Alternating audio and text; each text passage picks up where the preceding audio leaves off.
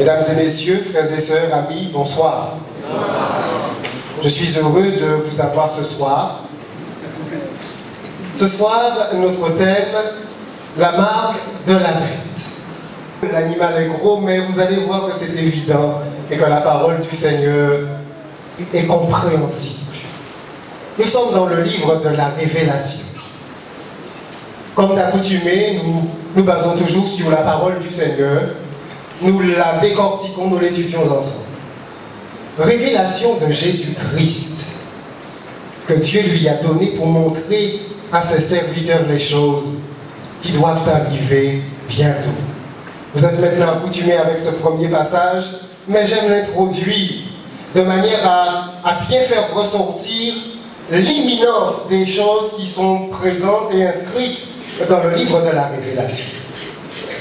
Choses qui doivent arriver bientôt et qu'il a fait connaître par l'envoi de son ange à son serviteur Jean. Heureux celui qui lit et ceux qui entendent les paroles de la prophétie et qui gardent les choses qui y sont écrites car le temps est proche. Aujourd'hui, tous nous avons la possibilité d'avoir des livres, mais à l'époque de Jean, il n'en était pas ainsi. Les lettres au rouleau de parchemin étaient chères. Ceux qui savaient lire n'étaient pas nombreux.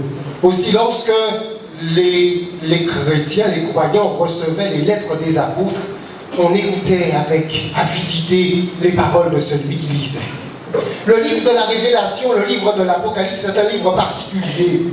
Des 66 livres de la Bible, il est le seul à présenter une bénédiction au début du livre pour ceux qui la lisent.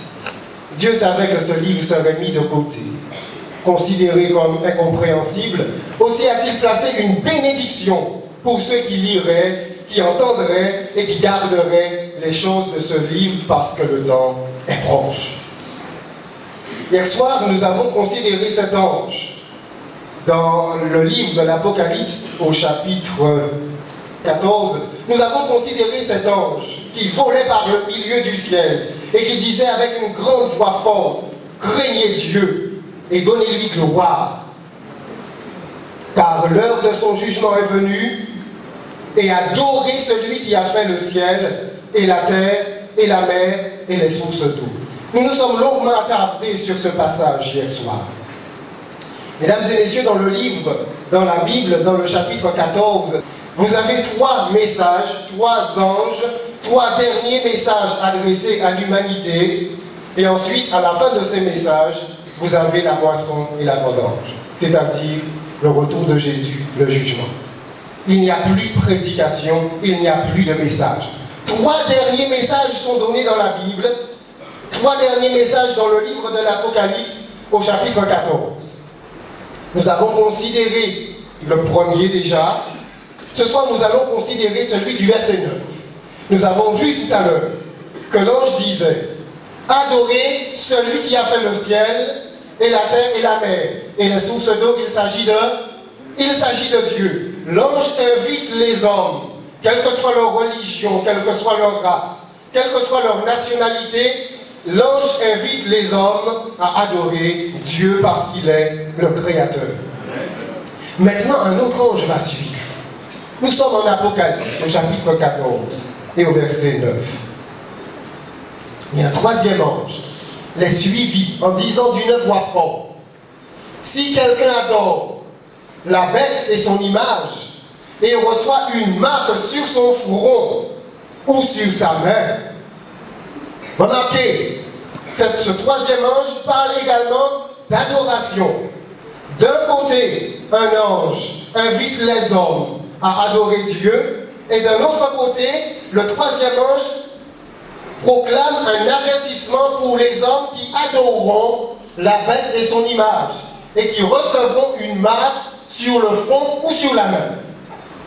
Si quelqu'un adore la bête et son image, et reçoit une marque sur son front ou sur sa main, il boira lui aussi du vin de la fureur de Dieu, versé sans mélange dans la coupe de sa colère, et il sera tourmenté dans le feu et le soufre devant les saints anges et devant la nuit. Mesdames et messieurs, le message s'adresse à tous les hommes. tout un chacun, si quelqu'un est-il écrit. Dieu ne fait pas exception de personne. Peu importe votre religion, peu importe votre histoire, votre passé, la parole de Dieu s'adresse à vous. Si quelqu'un est-il écrit, adore la bête et son image, ou reçoit une marque sur son front ou sur sa main, alors la Bible dit, il boira lui aussi du vin de la fureur de Dieu versée sans mélange dans la coupe de sa colère. Il sera tourmenté dans le feu et le souffle devant les saints anges et devant l'agneau. Mesdames et messieurs, vous avez ici dans ce passage, dans ce verset 10 du livre de l'Apocalypse au chapitre 14, l'un des plus forts avertissements de la Bible.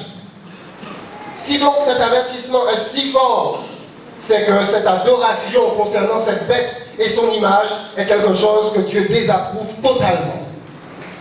Il nous convient donc de savoir ce qu'il en est. Dans le livre de l'Apocalypse, la vraie et la fausse adoration se heurtent. Dans le livre de l'Apocalypse, deux personnages qui réclament l'adoration, Dieu et son ennemi, le diable et Satan. Deux adorations se heurtent, la vraie et la fausse. Dans le livre de l'Apocalypse, il y a deux groupes. À la fin des temps, il y a deux groupes. Peu importe votre dénomination religieuse, à la fin des temps, il y a deux groupes. Un groupe qui adore Dieu et un groupe qui adore la bête et son image. Question. Qui est la bête? C'est ce que nous allons voir ce soir. Deuxième question. Quelle est la marque de la bête? Nous verrons ce sujet vendredi soir. Le contrôle de votre carte bancaire. Parce que nous verrons que cette marque sera en relation avec le système financier. Cette marque sera en relation avec votre possibilité d'acheter et de vendre. Nous verrons cela, nous parlerons économie vendredi soir. Mesdames et messieurs, je vous invite à ne plus rater les conférences. Nous avons des sujets forts qui viennent. Ce soir, ce sera qui est la bête? Nous allons poser les fondements. Vendredi, nous verrons sa marque, le contrôle de votre carte bancaire. Nous sommes dans le livre de l'Apocalypse, au chapitre 13. Vous pouvez suivre avec le vidéoprojecteur. Je vous recommande d'avoir votre Bible sur vos genoux, de manière à pouvoir vérifier les passages. Nous allons étudier, décortiquer le chapitre 13 du livre de l'Apocalypse. Rappelez-vous que nous sommes avec Jean, l'apôtre Jean, sur l'île de Patmos. Nous sommes vers les années 100 après Jésus-Christ. Jean est le dernier apôtre encore en vie. Et Dieu lui donne une révélation pour les choses qui vont arriver jusqu'au temps de la fin. Jean, au chapitre 13, verset 1, parle, il écrit: Puis je vis monter de la mer une bête qui avait 10 cornes et 7 têtes, et sur ses cornes 10 diadèmes, et sur ses têtes des noms de blasphème. Il poursuit au verset 2. La bête que je vis était semblable à un léopard. Ses pieds étaient comme ceux d'un ours, et sa gueule comme une gueule de lion. Nous sommes dans le symbolisme ici. Ce genre d'animal n'existe pas. Et Jean utilise un symbole pour transmettre le message. Autrement, le livre de l'Apocalypse ne nous serait pas parvenu. Il utilise un symbole, mais qui est tout à fait compréhensible. Regardez les animaux qui composent cette bête. C'est un ensemble de 3 animaux. Il parle de léopard, il parle d'ours et il parle de lion. En fait, ces animaux ne sont pas nouveaux dans la Bible. Daniel fait exactement mention de ces animaux et il développe ces animaux. Mais malheureusement, nous n'aurons pas le temps d'étudier le chapitre 7 du livre de Daniel. Dans le livre de Daniel, au chapitre 7, vous pouvez chercher si vous le voulez, mais ne perdez pas le livre de l'Apocalypse. Daniel va voir 4 animaux. Ces 4 animaux, Daniel va dire exactement qui ils sont. 4 bêtes. 4 bêtes effrayantes, 4 bêtes terrestres, le lion, l'ours et le léopard. Nous avons les mêmes animaux, nous avons une représentation de ces mêmes animaux dans la bête du livre d'Apocalypse au chapitre 13. Ces animaux représentent des rois. Daniel nous le dit ici clairement. Ces 4 grands animaux, ce sont 4 rois qui s'élèveront de la terre. Donc Daniel nous donne la clé afin de décoder ce système. Les bêtes, les animaux, ce sont des rois. Vous avez la statue à côté. Nous avons vu cette statue ici, dans le cadre de nos conférences. Et nous avons vu que cette statue correspond à 4 empires humains, 4 royaumes universels qui existeront jusqu'à la fin des temps. Et ensuite, Dieu, nous avions vu cela ensemble, Dieu instaura son royaume. Donc vous aviez le lion qui était le symbole de l'empire babylonien, l'ours le symbole des Mèdes et des Perses, le léopard le symbole de la Grèce, et vous avez cet animal extraordinaire et terrible qui est le symbole de l'empire romain. Nous avions vu tout cela avec la parole de Dieu. Maintenant, regardez bien. Daniel dit que ces 4 animaux, ces grands animaux, ce sont 4 rois. L'ange va encore être plus précis. Il me parla ainsi, le 4e animal, c'est un 4e royaume. Donc les animaux sont un symbole tant de roi que de royaume. Donc lorsque dans la Bible vous avez un animal, dans la prophétie vous avez une bête, et bien nous avons en face de nous un système politique. Donc c'est une puissance politique. D'accord? Donc lorsque vous voyez bête, vous avez affaire à des puissances, à des pouvoirs politiques. Retournons à Apocalypse chapitre 13, verset 2. La bête que je vis était semblable à un léopard, nous l'avons lu tout à l'heure. Ses pieds étaient comme ceux de nous, et sa gueule comme une gueule de lion. Deuxième partie du verset. Le dragon lui donna sa puissance et son trône et une grande autorité. Donc nous avons décodé le premier symbole.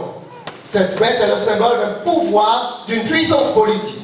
Mais nous ne savons pas de quelle puissance il s'agit, si c'est à notre époque, si c'est à l'époque de Jean, nous ne pouvons pas pour le moment le situer chronologiquement. Mais nous avons un détail.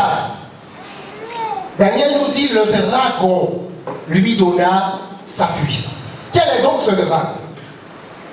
Si vous tournez votre Bible juste à la page précédente, chapitre 12, verset 3, nous avons dans le livre de l'Apocalypse la première mention de ce dragon. Apocalypse 12, verset 3. Un autre signe parut encore dans le ciel. Et voici, c'était un grand dragon rouge, ayant 7 têtes et 10 cornes. Et sur cette tête, 7 diadèmes. La Bible donne une explication très simple de ce que représente ce dragon. Regardez le verset 9. Et il fut précipité, le grand dragon, le serpent ancien, appelé le diable et Satan. Celui qui séduit toute la terre, il fut précipité sur la terre, et ses anges furent précipités avec lui. Donc vous voyez, la Bible décode elle-même les différents symboles. Le dragon représente le diable, le dragon représente Satan. Mais attention, Satan utilise plusieurs intermédiaires. Il les utilise à dessein. Lorsqu'il veut tenter Ève, il ne se présente pas en dragon, il se présente en serpent. Voyez-vous? Donc il l'utilise en fonction de ce dessein, il utilise le médium qu'il veut employer. Pour séduire Ève, il emploie le serpent. Maintenant, il va agir au travers de la représentation du dragon. Et c'est le dragon dont il est fait mention. Toujours dans le livre de l'Apocalypse, au verset 4, chapitre 12. Le dragon se tint devant la femme, qui allait enfanter, afin de dévorer son enfant lorsqu'elle aurait enfanté. Si le dragon est présent, ça n'est pas pour rien. Au chapitre 12, il est fait mention d'une femme. Et elle va mettre au monde un enfant. Et c'est cet enfant que le dragon vise. Donc le diable veut détruire cet enfant. Il veut éliminer cet enfant. Pouvons-nous savoir qui est cet enfant? Tout à fait. Nous avons un point très important. L'enfant vient au monde. Et la prophétie nous dit au verset suivant, elle enfanta un fils qui doit paître toutes les nations avec une verge de fer. Dans toute la Bible, il n'y a qu'un seul personnage qui doit paître toutes les nations avec une verge de fer. Il s'agit de Jésus-Christ. Vous le voyez clairement dans le livre de l'Apocalypse au chapitre 19. C'est lui qui domine sur toutes les nations, qui les paie avec une verge de fer. Cherchez le psaume 1er, cherchez Apocalypse chapitre 19. Il s'agit de Jésus-Christ. Donc, nous sommes situés dans le temps. Cette femme va mettre au monde l'enfant Jésus. Donc, nous sommes au moment de la naissance de Jésus. Donc, nous sommes situés dans le temps. Nous sommes du temps de l'Empire romain, du temps de la naissance de Jésus. Maintenant, la prophétie poursuit. Le dragon tente de détruire cet enfant, de le dévorer, mais il échoue. Parce que l'enfant est enlevé vers Dieu et vers son trône. Dans la Bible, il n'y a une seule personne qui a été enlevée vers Dieu, qui s'est assis à la droite de Dieu sur son trône. Il s'agit de Jésus-Christ. Donc vous voyez, les symboles ne sont pas si compliqués que cela. Donc nous sommes ici, au moment où Jean voit cette vision, nous sommes à l'époque de l'Empire romain. Donc ce dragon va tenter de détruire Jésus, va tenter de l'éliminer pendant toute la période de sa vie, mais il va échouer et Jésus va être élevé vers le ciel. Nous avons des déclarations claires sur cela, sur ce principe, et nous pouvons le voir dans le livre de Matthieu, chapitre 2, verset 13. Lorsqu'il fut parti, donc ce sont les mages, voici un ange du Seigneur apparut en songe à Joseph et dit, lève-toi, prends le petit enfant et sa mère, fuis en Égypte, et reste-y jusqu'à ce que je te parle, car Hérode cherchera le petit enfant pour le faire périr. Ainsi donc, nous savons que c'est le diable qui est derrière tout cela, mais le diable va utiliser qui? Hérode. Il s'agit alors à ce moment d'Hérode Agrippa, un chef de l'Empire romain, et c'est lui qui va tenter de détruire le Sauveur. Donc le dragon représente en un premier sens le diable, mais le diable agit au travers à ce moment de l'Empire romain, au travers de ses responsables, pour détruire et assassiner l'enfant Jésus. Mais ils vont échouer. Ainsi donc, un officier romain essaie de tuer l'enfant Jésus, il échoue. Un gouverneur romain condamne Jésus. Un bourreau romain crucifie Jésus. Un emblème romain scelle sa tombe. Un garde romain veille sur sa tombe. Ainsi donc, dans le livre de l'Apocalypse au chapitre 12, le dragon agissant à travers la Rome païenne, à travers l'Empire romain de l'époque, va tenter de détruire Jésus. Vous connaissez les évangiles, c'est ce que vous voyez. Mais ils échouent. Ils vont échouer et Jésus va être élevé vers Dieu et vers son trône. Donc nous savons qui est ce dragon. Dans un premier sens, c'est le diable et Satan, mais qui agit au travers de l'Empire romain. Apocalypse, chapitre 13, verset 2, deuxième partie du verset. Il est dit, le dragon lui donna sa puissance et son trône et son autorité. Nous savons que la bête, parce que nous voulons savoir qui est cette bête, nous voulons voir ses agissements. Cette bête est un pouvoir, une puissance politique. Nous l'avons vu avec Daniel. Maintenant, il nous est dit que ce dragon, cet empire romain, dans ce second sens, va lui donner sa puissance, va lui donner son trône, et va lui donner son autorité. Le trône dans l'empire romain se trouve où? À Rome, n'est-ce pas? Sa puissance, son autorité, là où il gouverne, c'est où?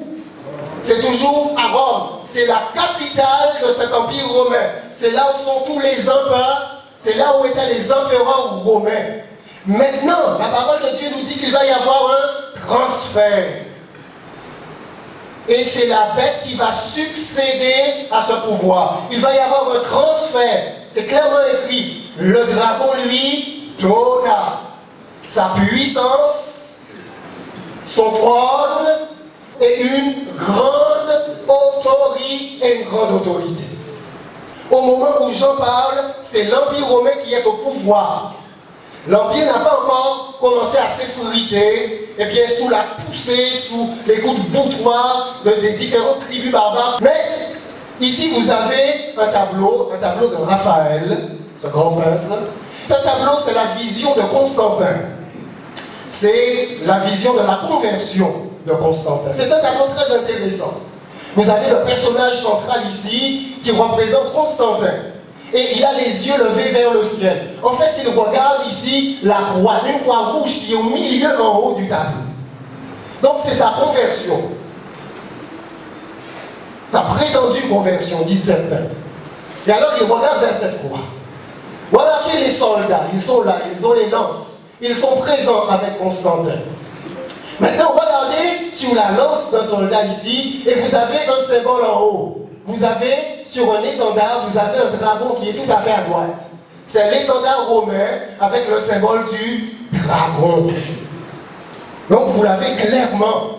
Jean ne fait qu'en reprendre le symbole qui existe déjà.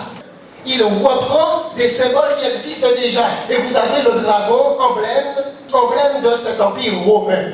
Mais que va-t-il se passer? Eh bien, à la succession des empereurs romains, vers la succession des pontifes de Rome.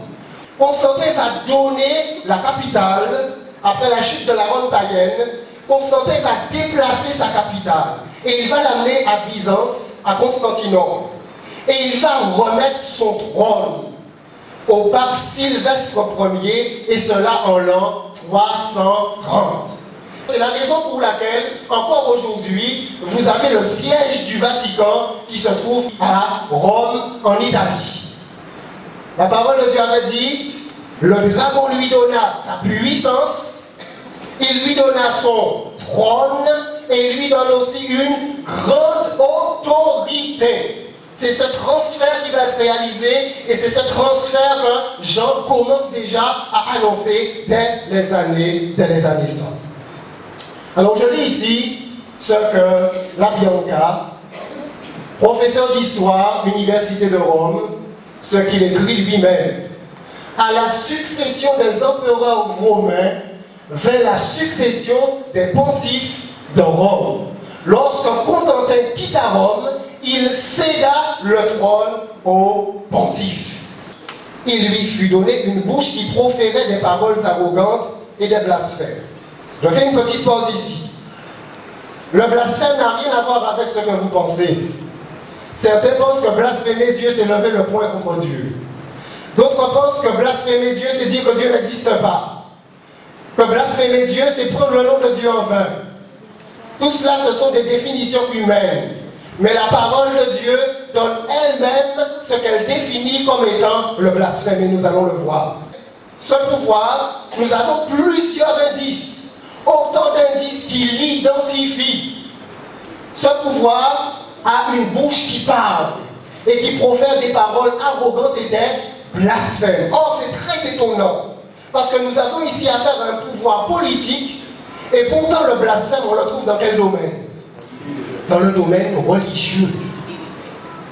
En général, la politique n'a rien à voir avec le domaine religieux. Donc nous avons affaire à un pouvoir, encore un autre indice, nous avons affaire à un pouvoir politique, mais qui s'occupe de choses religieuses, et qui dans son discours parle de donner de vérité aux religieuses. Nous allons le voir tout à l'heure. Il lui fut donné le pouvoir d'agir pendant 42 mois, nous reviendrons tout à l'heure sur cela. Phrase par phrase, nous analyserons les passages. Au verset 6, il a dit la même chose. Elle ouvrit sa bouche pour proférer des blasphèmes contre Dieu, pour blasphémer son nom et son tabernacle et ceux qui habitent dans le sien. Qu'est-ce que tout cela veut dire? Voyez-vous, ce sont des paroles religieuses ayant trait à Dieu. Qu'est-ce que le blasphème? Nous allons répondre maintenant à cette question. Et pour cela, nous allons dans la Bible. Dans la Bible. Et nous sommes avec le Christ qui interroge les pharisiens et qui demande aux pharisiens, mais pour quelle œuvre me lapidez-vous? Et alors les pharisiens lui répondent, les Juifs lui répondirent en Jean, chapitre 10, verset 33. Les Juifs lui répondirent, ce n'est point pour une bonne œuvre que nous te lapidons, mais pour un blasphème. Et parce que toi qui es un homme, tu te fais Dieu. Voyez-vous la signification que donnent les Juifs au blasphème? Ce n'est pas pour une œuvre, pour quelque chose de mauvais que tu aurais fait, non. Mais pour un blasphème.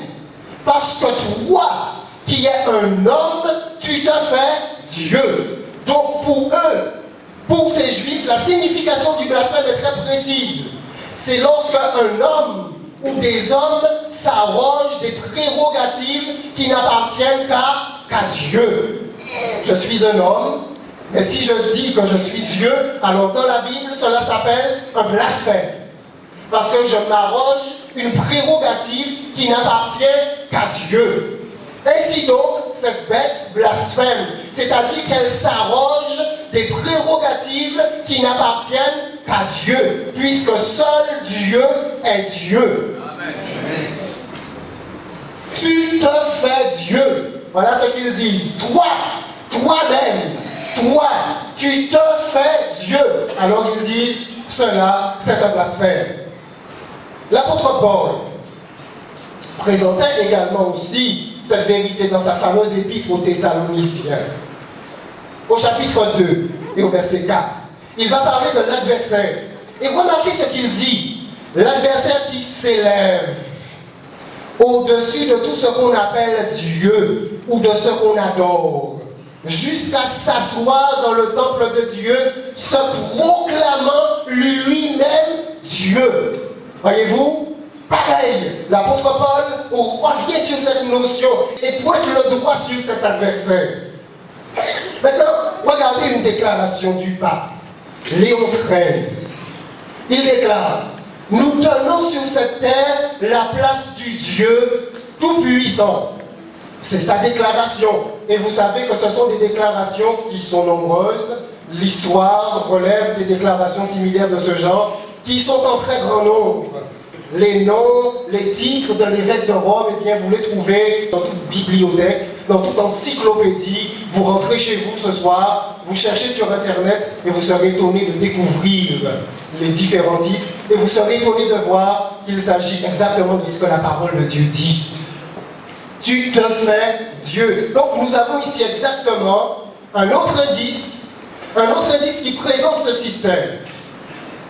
Cet indice, c'est que ce système s'arroge des droits appartenant à Dieu. Et la Bible appelle ça le blasphème. Mais ce n'est pas tout.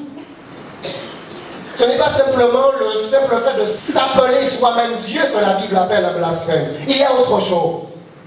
Dans Luc chapitre 5, versets 19 et 20, il y a un homme qui est malade. Cet homme est sûr, il est malade et il est porté sur un lit par 4 de ses amis. N'arrivant pas à entrer, ils vont faire un trou dans le toit de la maison et ils vont faire descendre cet homme devant Jésus. Comme ils ne savaient pas où l'introduire à cause de la foule, ils montèrent sur le toit et ils le descendirent par une ouverture avec son lit au milieu de l'assemblée devant Jésus. Voyant leur foi, Jésus dit, « Oh, tes péchés te sont pardonnés. » Voyez-vous cette déclaration extraordinaire? Tes péchés te sont pardonnés. Jésus dit, il affirme, il stipule, il déclare, tes péchés te sont pardonnés. Mais alors, dans le public, les pharisiens sont là. Les pharisiens ont toujours espionné Jésus, ils sont là présents. Les scribes et les pharisiens se mirent à raisonner au verset 21. Et à dire, qui est celui-ci qui profère des blasphèmes? Qui peut pardonner les péchés si ce n'est Dieu seul? Ainsi donc, mesdames et messieurs, blasphémer, c'est prétendre, c'est quand un homme prétend pardonner les péchés. Clairement dit ici, qui est celui-ci qui profère des blasphèmes? Qui peut pardonner les péchés si ce n'est Dieu seul? Et comme ces hommes ne croient pas en Jésus, alors pour eux, Jésus est en train de blasphémer. Nous venons de voir dans les Écritures, dans les Évangiles, en rapport avec le blasphème, deux notions fondamentales. Lorsqu'un homme se proclame, se prétend lui-même Dieu, la Bible appelle ça un blasphème. Lorsqu'un homme prétend pardonner les péchés d'un autre homme, la Bible appelle ça également un blasphème, parce que seul Dieu peut pardonner les péchés. Alors le Christ va répondre à cette réflexion de ces hommes et il va leur dire, afin que vous sachiez que le Fils de l'homme a le pouvoir de pardonner les péchés, je te le dis, lève-toi, prends ton lit et marche. C'est le verset suivant. Regardez ce que la parole de Dieu déclare. L'apôtre Paul, à l'épître au Timothée, 1 Timothée chapitre 2 et au verset 5. Car il y a un seul Dieu et aussi un seul médiateur entre Dieu et les hommes, Jésus-Christ, homme. Mesdames et messieurs, la Bible fait une déclaration qui est extrêmement forte et que je présente aujourd'hui, ce soir, à votre attention. Regardez ce que l'apôtre déclare. Il y a combien de dieux? Un seul Dieu. Y a-t-il deux dieux? Y a-t-il trois dieux? Y en a-t-il quatre? Y en a-t-il cinq? Non. La Bible dit qu'il y a un seul Dieu. De même qu'il y a un seul Dieu, combien de médiateurs il y a entre Dieu et les hommes? Qu'est-ce que dit la Bible? La Bible dit qu'il y a un seul médiateur entre Dieu et les hommes. Le médiateur, qu'est-ce qu'un médiateur? Le médiateur des enfants, parce que je m'adresse aussi aux enfants, chers jeunes, le médiateur c'est celui qui fait la transition entre vous et Dieu. Lorsque vous avez une demande à faire à Dieu, eh bien vous n'allez pas directement à Dieu, mais vous passez par un médiateur. Le pasteur n'est pas un médiateur. Je ne suis pas un médiateur. On ne passe pas par moi pour aller à Dieu. Et c'est la raison pour laquelle je vous ai toujours dit, adressez-vous à Dieu directement. Parlez-lui, priez-lui. Dieu vous entend. La Bible dit que nous avons un médiateur et que ce médiateur c'est Jésus-Christ homme.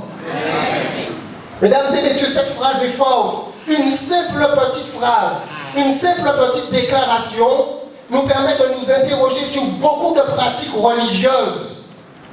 Parce que plusieurs personnes, pour aller à Dieu, veulent aussi passer par de nombreux saints.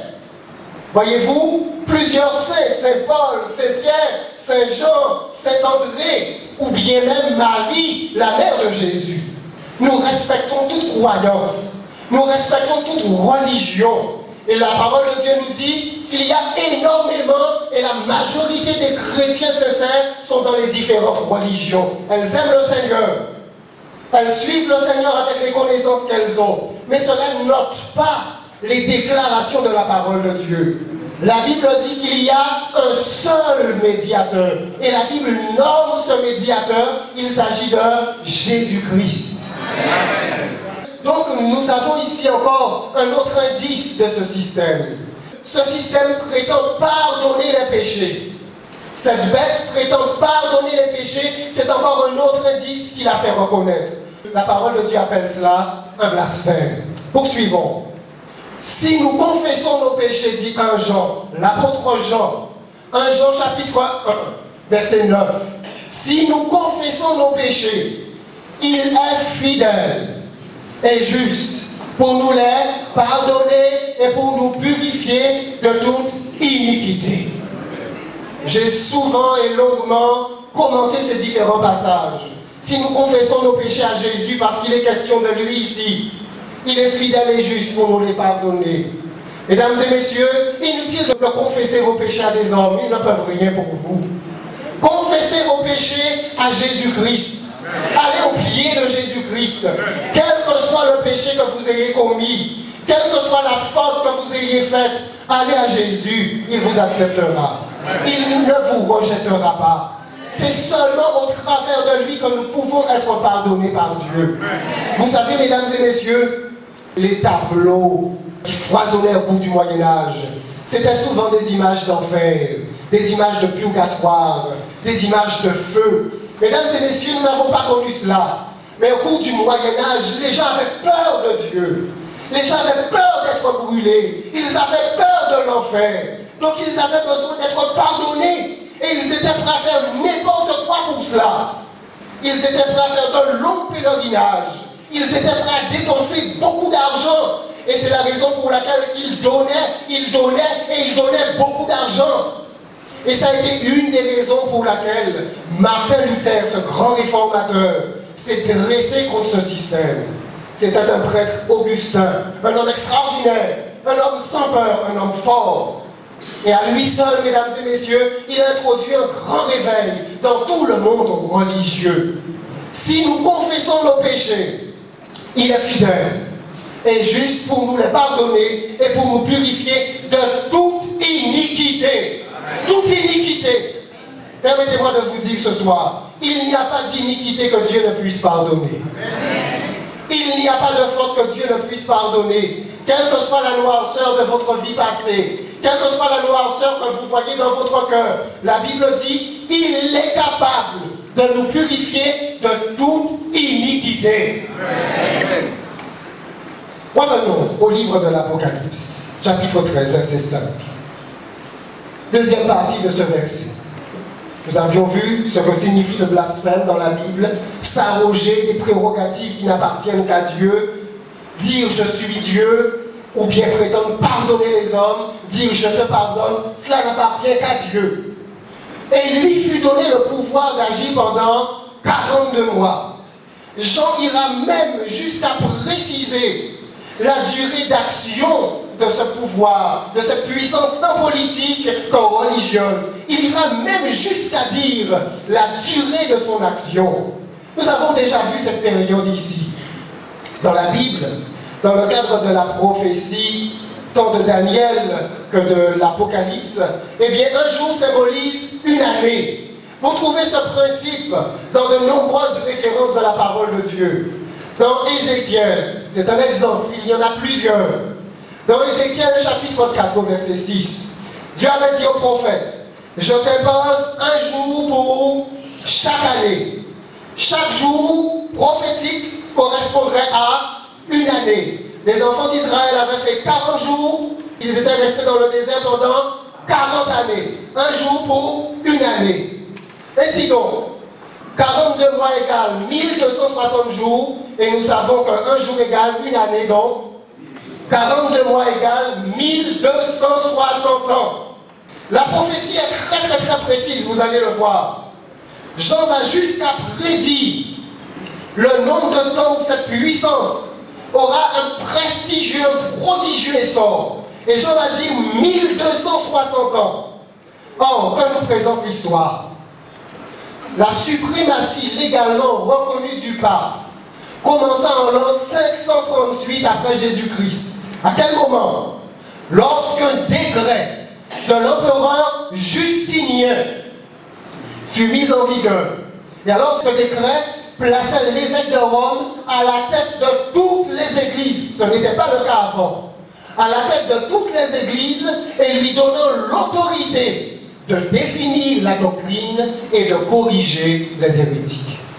Alors, mesdames et messieurs, commencent les 1260 années prophétiques de son pouvoir d'action. Pendant ces 1260 années, alors la papauté serait véritablement au pouvoir. La prophétie le montre, la prophétie le démontre, et la prophétie va même dire les actions qu'elle mènera pendant ce temps. Ici, nous avons dans cet ouvrage, History of the Christian Church, volume 3, Vigile, qui était un pape, accéda au trône papal en 538 après Jésus-Christ, sous la protection militaire de Bélicère. Donc cette période commence en 538. Elle s'étend pendant 1260 années, donc elle aboutit en 1798. La prophétie va jusqu'à nous dire ce qu'elle va réaliser pendant cette période. Il lui fut donné de faire la guerre aux saints et de les vaincre. Dieu lui donne ce pouvoir. Dieu lui permet. Les théologiens appellent cela un passif divin, c'est-à-dire Dieu l'autorise. Dieu ne s'oppose pas. Ce n'est pas lui qui dirige, mais il ne s'oppose pas. Il lui fut donné de faire la guerre aux saints. Donc pendant toute cette période de 1260 années, eh bien elle ferait la guerre. Ferait la guerre aux saints. Et elle gagnerait la guerre. Parce que la parole de Dieu dit, et de les vaincre.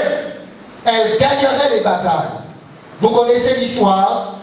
Vous avez appris ce qui se déroulait tout au cours et tout au long du Moyen-Âge. Le Moyen-Âge était une période particulière. Le Moyen-Âge était une période où il y avait union entre la religion et les gouvernements et les royaumes. Oh, mesdames et messieurs, ça n'est jamais bon. Lorsqu'une religion s'alliance avec la politique, alors c'est très mauvais. La persécution n'est pas loin. Parce qu'on veut toujours persécuter ceux qui ne croient pas ce que vous croyez. On veut toujours les empêcher de parler. On veut toujours les empêcher d'avoir leur propre conviction. Et on se demande comment des hommes ont pu imaginer de pareils appareils de torture.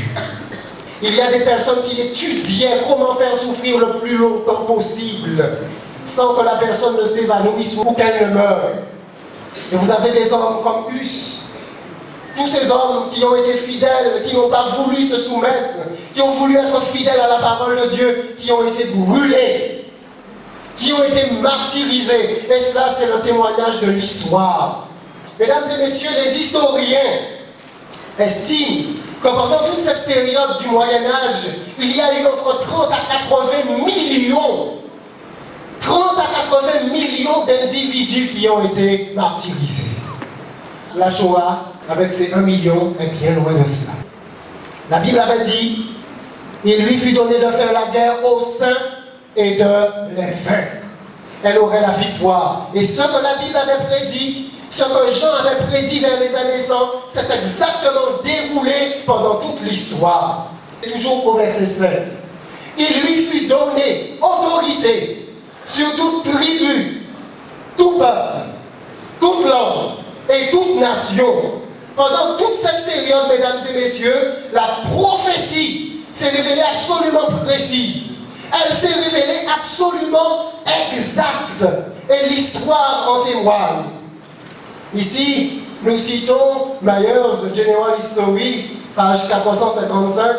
Il déclare, sous son règne, donc sous le règne de l'Église médiévale, sous son règne, la prétention papale, selon laquelle toutes les autorités terrestres n'étaient simplement que des vassaux, était rendue presque parfaite. Il poursuit cet historien. Presque tous les rois et princes d'Europe étaient féaux, c'est-à-dire prêtaient serment de fidélité à leur souverain. Rome était de nouveau le maître du monde. Toute la période du Moyen-Âge était la période de son essor. Et la parole de Dieu l'avait dit. Au verset 3. Et je vis l'une de ces têtes comme blessée à mort. Qu'est-ce que cela signifie? Nous avions vu tout à l'heure, rappelez-vous, que son pouvoir commençait en 538 et que ce pouvoir devait s'étendre jusqu'à 1798, soit 1260 années. Or, en 1798, le général Berthier, c'était un général qui vivait du temps de Napoléon, sous l'ordre de celui-ci, sous l'ordre de Napoléon, envahit Rome. Et ici, nous avons l'Encyclopédia Americana qui nous cite ce qui s'est passé. En 1798, il, Berthier, fit son entrée à Rome, abolit le gouvernement papal et institua un gouvernement séculier. La prophétie avait donné une période d'essor pendant 1260 ans. Et au terme des 1260 ans, exactement en 1798, le général Berthier, sous l'ordre de Napoléon, écarta celui qui était son rival. Il écarta le pape, qu'il exila, et le pape de cette époque mourut en exil. La prophétie l'avait dit, au verset 9, il avait été écrit, si quelqu'un a des oreilles qu'il entende, si quelqu'un mène en captivité, il ira en captivité. Et si quelqu'un tue par l'épée, il faut qu'il soit tué par l'épée. C'est ici la persévérance et la foi des saints. Retournons à la prophétie, au verset 3. et je vis l'une de ses têtes comme blessée à mort, mais il est écrit, sa blessure mortelle fut guérie. Regardez les mots qui sont employés par Jean. Sa blessure mortelle fut guérie. Regardez ce qui s'est passé. Quelques années après 1798, la prophétie avait annoncé que la Rome papale regagnerait son pouvoir. Nous avons ici un article du San Francisco Chronicle, dont le titre est « Mussolini et Gaspari signent le pacte romain historique ». Cet article date de 1929. Or, regardez la déclaration de cet article. San Francisco Chronicle du 11 février 1929. Le problème romain ce soir est relégué dans le passé et le Vatican est en paix avec l'Italie. En mettant les autographes aux documents mémorables, guérissant ainsi la plaie, les deux parties firent montre d'une extrême cordialité. Les termes que nous avons vus dans la prophétie, nous les retrouvons dans les articles de journaux. La blessure mortelle fut guérie. Et le journal disait, guérissant ainsi la plaie. Mesdames et messieurs, la prophétie avait dit, sa blessure mortelle fut guérie. Et ensuite, la prophétie dit, toute la terre était dans l'admiration derrière la bête. La prophétie nous présente ce système, nous dit d'où elle vient, d'où est-ce qu'elle reçoit son pouvoir, tout son essor, toute son action pendant tout le cours du Moyen-Âge, pendant toute cette période des 1260 ans, et la prophétie nous présente ses dernières actions. Toute la terre était dans l'admiration derrière la bête. Mesdames et messieurs, la prophétie nous apprend que la papauté prendra un essor et un pouvoir grandissant. Et c'est ce que nous voyons aujourd'hui. La papauté a gagné une influence mondiale, le prestige et la proéminence. Et ce que nous connaissons n'a rien à voir avec ce que nous verrons. La parole de Dieu dit, toute la terre, ce n'est pas encore le cas. Mais la prophétie nous dit, toute la terre était dans l'admiration derrière la bête. Jean voit la fin des temps. Et il voit à la fin des temps la terre entière. Vous me direz, il y a les musulmans. Vous me direz, il y a les juifs. Vous me direz, il y a ceci. Il y a les protestants. Il y a ceci ou cela. Le monde religieux n'est pas uni. Il est divisé. Soulignez ce passage dans votre Bible. La prophétie annonce. Toute la terre était dans l'admiration derrière la bête. Mesdames et messieurs, nous nous dirigeons vers un temps extrêmement religieux. Nous nous dirigeons vers un temps fort. Nous nous dirigeons en réalité, nous commençons à le voir, vers une sorte de nouveau Moyen-Âge, où pouvoir politique et pouvoir religieux seront ensemble. Oh, mesdames et messieurs, ça n'augurera rien de bon. Mais c'est ce que la parole de Dieu nous annonce. C'est ce qu'elle nous présente et c'est ce qu'elle nous dit qui se passera à la fin des temps. La prophétie nous dit, au verset 8, tous les habitants de la terre l'adoreront. C'est au futur. Tous les habitants de la terre l'adoreront. Ceux dont le nom n'a pas été écrit dès la fondation du monde dans le livre de vie de l'agneau qui a été immolé. Nous verrons cela s'accomplir littéralement lorsque vous serez chez vous, que vous entendrez les informations, que vous entendrez, que vous verrez, que vous chercherez, vous vous rappellerez de cette prophétie. Nous allons vers un temps très fort. Nous allons vers un système de religion mondiale qui sera dirigé par ce pouvoir-là.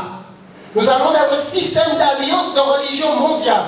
Quelle que soit votre religion, elle sera invitée à faire partie de ce système de religion mondiale. Vous pouvez dire, mais non, pas ma religion. Quelle que soit votre religion, elle sera invitée à faire partie de ce système de religion mondiale. Et ceux qui ne voudront pas y adhérer seront considérés comme des marginaux. Poursuivons. La parole de Dieu déclare, c'est ici la sagesse.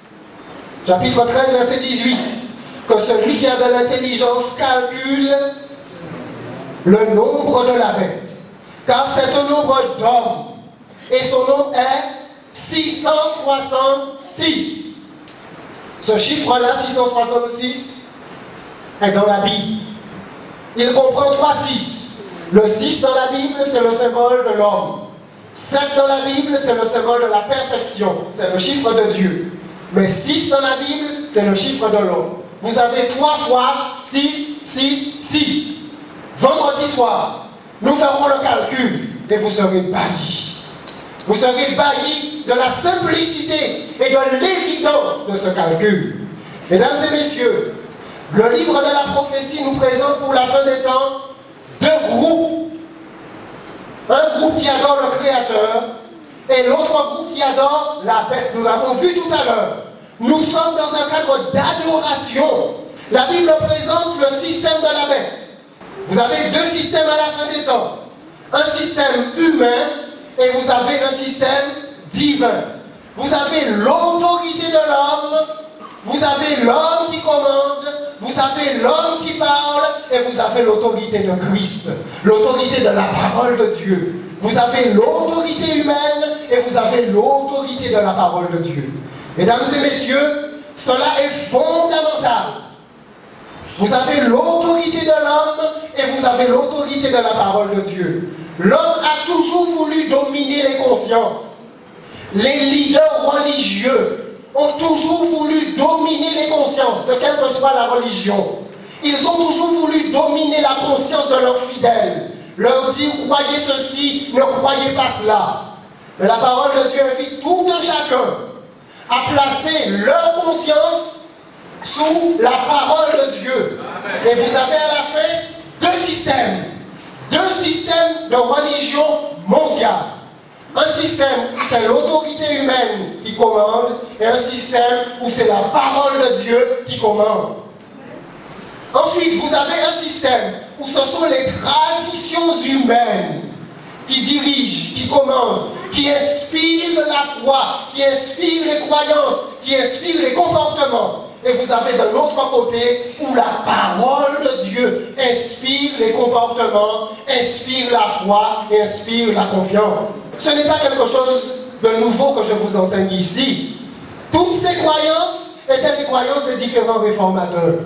Martin Luther, Calvin, toutes ces personnes ont cru dans toutes ces vérités. Et ces vérités sont connues. Elles sont connues. Ça n'est rien de nouveau que je vous annonce, mesdames et messieurs. Elles sont connues. Allez dans les bibliothèques et cherchez les livres anciens, les livres jaunis, les livres qui sentent l'odeur de l'ancien, et vous verrez qu'elles sont là. Vous serez étonnés de voir les grands hommes de science qui ont enseigné ces choses-là. Mais ce sont des vérités aujourd'hui qui sont cachées. Ce sont des vérités que l'on n'enseigne plus. Ce sont des vérités que les facultés de théologie cachent, même à ceux qu'ils enseignent. Ce sont des vérités qui sont présentes. Vous avez aujourd'hui un outil d'investigation, il s'agit de l'Internet. Utilisez-le. On n'en parle pas, mais la parole de Dieu en parle. C'est le dernier message donné aux hommes. Vous avez 2 systèmes. Un système de loi réalisé par les hommes et vous avez les commandements de Dieu. Vous avez la loi de Dieu. Vous avez toujours les 2. Un système avec l'homme comme base et un système avec la parole de Dieu comme base. Vous avez un sabbat qui n'est pas celui institué par Dieu. Un sabbat humain, un sabbat suivi par une grande majorité d'hommes. Et vous avez d'un autre côté un jour qui est mis de côté et que la parole de Dieu appelle le jour du Seigneur. Nous l'avons longuement vu ici et nous l'avons encore vu hier soir. Donc vous avez 2 systèmes. Le système que la Bible appelle le système de la bête. Et vous avez un système, celui de la parole de Dieu. En Apocalypse chapitre 14 au verset 9, l'ange dit, un 3e ange les suivit en disant d'une voix forte, si quelqu'un adore la bête et son image, et reçoit une marque sur son front ou sur sa main, il boira lui aussi du vin de la fureur de Dieu, versé sans mélange dans la coupe de sa colère. Et il sera tourmenté dans le feu et le soufre devant les saints anges et devant l'agneau. Mesdames et messieurs, c'est l'un des avertissements les plus solennels que Dieu adresse à l'humanité. Les messagers de Dieu se doivent, ont la responsabilité d'en parler. Ils se doivent, ils ont le devoir, ils ont la responsabilité de présenter ces vérités aux hommes, afin que les hommes puissent la comprendre, qu'ils puissent la lire, qu'ils puissent la sonder et qu'ils puissent faire eux-mêmes en toute liberté leur propre choix. Mais il faut étudier la parole de Dieu. Il ne faut pas cacher ces choses. Il faut les présenter et chacun, avec sa liberté, avec son intelligence, avec le temps qu'il faut, va faire ses investigations et voir si la parole de Dieu est vraie. Mesdames et messieurs, la parole de Dieu est la vérité. Dans la Bible est la vérité. La Bible est un livre divin. Jésus a dit, vous sondez les Écritures parce que vous pensez trouver en elles la vie éternelle. Ce sont elles qui rendent témoignage de moi. C'est la parole de Dieu, les saintes Écritures qui nous montrent le chemin du salut. Mesdames et messieurs, ne confiez pas votre vie éternelle entre les mains d'aucun homme, aucun pasteur, aucun prêtre, parce que nous sommes tous des hommes. Je suis pasteur moi-même, mais je suis un homme comme vous. Je ne suis qu'un guide qui vous conduit vers la parole de Dieu. Vous avez la parole de Dieu, lisez-la, sondez-la, achetez une Bible si vous n'en avez pas, lisez votre Bible, croyez en elle, croyez dans votre Bible et suivez-la. Parce que Jésus dit, ce ne sont pas tous ceux qui disent, Seigneur, Seigneur, qui entreront dans le royaume des cieux, mais celui-là seul, qui fait la volonté de mon Père qui est dans les cieux. Amen. Mesdames et messieurs, je vous engage ce soir, en toute sincérité, à prendre un engagement. Quelle que soit votre religion ce soir, que vous soyez adventistes, que vous soyez évangéliques, que vous soyez catholiques, que vous soyez sans religion, peu importe. Je vous engage ce soir, je vous invite à prendre votre Bible et à faire devant Dieu le serment de faire confiance à votre Bible, à la lire et à suivre ce qu'elle vous dira. Faites ce serment-là. Engagez-vous par rapport à la parole de Dieu. Suivez-la. Choisissez dans votre cœur de vous placer du côté de Dieu et de faire ce qu'il vous demande de faire. Faites cela sincèrement. Demandez à Dieu de vous orienter. Demandez-lui de vous conduire dans sa parole. Faites-le. En arrivant chez vous, faites-le. Et Dieu répondra à votre prière. Il vous guidera. Il vous orientera. Et vous saurez que vous suivez la parole de Dieu. Ne suivons pas les hommes. Frères et sœurs adventistes, ne suivons pas les hommes. Les hommes peuvent se tromper. Mais suivons la parole de Dieu. Que le Seigneur nous aide. Que le Seigneur nous garde. Et que le Seigneur nous bénisse et nous disons Amen. Je voudrais ce soir que nous puissions chanter ensemble ce chant qui va confirmer ce que nous venons de voir, qui va élever la parole de Dieu, livre sacré, lumière étincelante. Nous chanterons ce chant, après quoi nous aurons un temps de prière et je prierai pour vous. Livre sacré, lumière étincelante, brille la nuit, berce l'obscurité. Révèle à tous ta beauté rayonnante et dans les cœurs fais briller ta clarté. Livre divin au céleste message de vérité, de justice et d'amour. Conduis mes pas dans le pèlerinage. Vers le ciel, j'avance chaque jour.